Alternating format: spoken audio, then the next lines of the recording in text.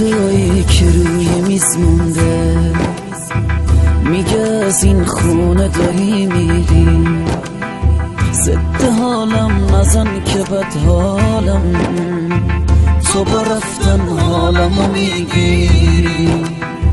نمیگم که بعد تو میمیرم، ولی بی تو از زندگی سیرم.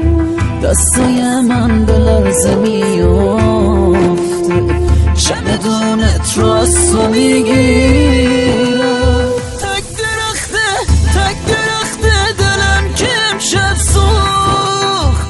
اگه جنگل بسوزه با کی نیست، نگو که این خواست خدا بوده.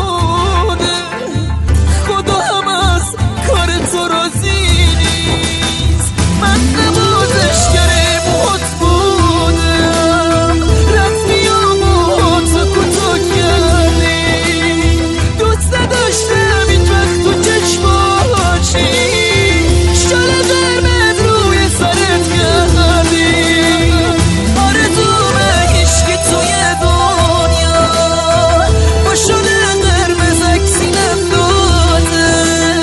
شال قرمز هرکی سرش باشه، منم مجار یاد تو میماده.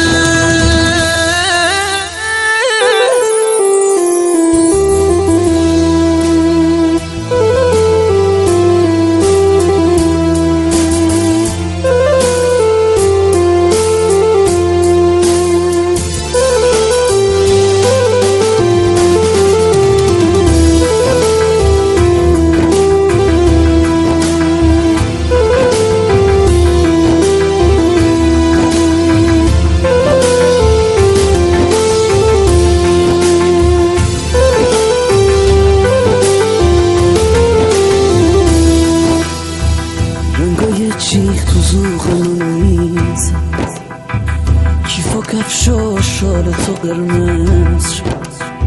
من لباسای تیره میپوشم، لباسای تو با کیست میشم. همه چشمانم توی خواب، من هنوز از فکر تو بیدارم. قسم راست من خودت بودی، به خودت من خیلی دوست دارم.